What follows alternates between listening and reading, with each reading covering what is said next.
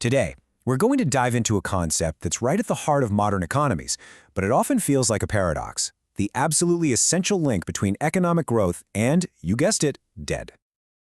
When we think about what makes an economy grow, our minds usually go to things like brilliant inventors coming up with new ideas, factories becoming more efficient, or people just working harder. And you know what? All of that is totally true, but it's not the whole picture. Now, I know that can sound a little weird. Debt is usually something we associate with risk, or being a burden, maybe even financial trouble. So how on earth can it be a fundamental ingredient for a healthy, expanding economy? That is the big question we're going to tackle. And to really get to the bottom of it, we first need to understand the basic mechanics of how a modern economy is designed to grow in the first place. So first things first, let's make sure we're all on the same page. What do we actually mean when we say economic growth? At its most basic level, it's just about an economy's ability to produce more stuff, more goods, more services. And this increase in production is what makes everything else possible.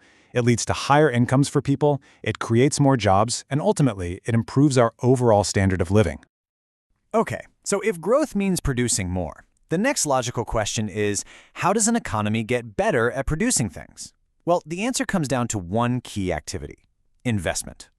And when we say investment, we're not just talking about the stock market.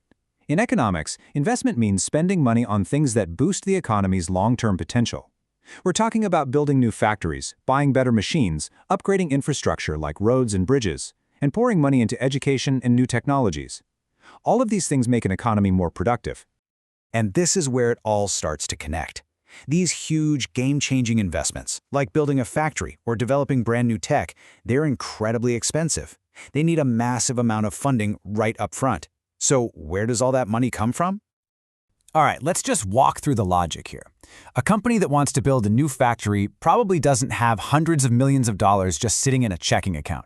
This is the problem that debt solves. It lets a business or even a government borrow money against the income they expect to make down the road. In a way, debt acts like a time machine for money. It pulls future earning power into the present so you can fund productive projects today. But okay, where is all this debt, this credit, actually coming from? The answer is pretty fascinating, and it lies right inside our banking system. It's a process called credit creation. Now, this is a really crucial point.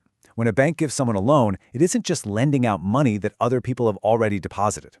In the very act of approving a loan, the bank is actually creating new money in the form of credit. This process is what allows the total amount of spending and investment in an economy to be way bigger than the existing pile of savings. It basically expands the money supply to fuel growth. But, and this is a huge but, this does not mean that all debt is good for the economy. The impact that debt has depends completely on how it gets used, and this distinction is absolutely critical. So, let's look at this side by side. On the one hand, you have productive debt. This is the money used to finance things that will generate more income in the future and expand what the economy can do, like that factory we keep talking about. The new factory makes stuff and creates jobs, which generates the income to pay back the loan. Simple. But on the other hand, you have unproductive debt. This is debt that's used to finance things that don't increase our ability to produce, like just funding day-to-day spending or risky speculation. This kind of debt just adds financial risk without creating any long-term growth. To really hammer this point home, let's just imagine the alternative for a second. What would an economy even look like if it couldn't use debt to pay for new investments? Well, in a world without a real credit system, every single bit of spending and investment would have to be paid for with cash that you already have. You can probably see the problem, right? Everything would slow way down. Those big, ambitious projects would be almost impossible to get off the ground, innovation would stall out, and economic growth would be severely limited. So, let's quickly recap the main idea here. 1. Economic growth needs investment. 2. Big investments cost more than most people have in savings. 3. Debt closes that gap by letting us use future income today. 4. The banking system is what creates this credit. And finally, and this is the most important takeaway of all, it's how we use that debt that decides whether it leads to real growth or just creates instability. And that really brings us to the perfect summary of this whole idea. The real conversation isn't about whether debt is simply good or bad. It's about how it's being put to work. When it's used productively to build the foundations for our future, it becomes an absolutely essential engine for economic growth, a tool that allows a society to invest in itself.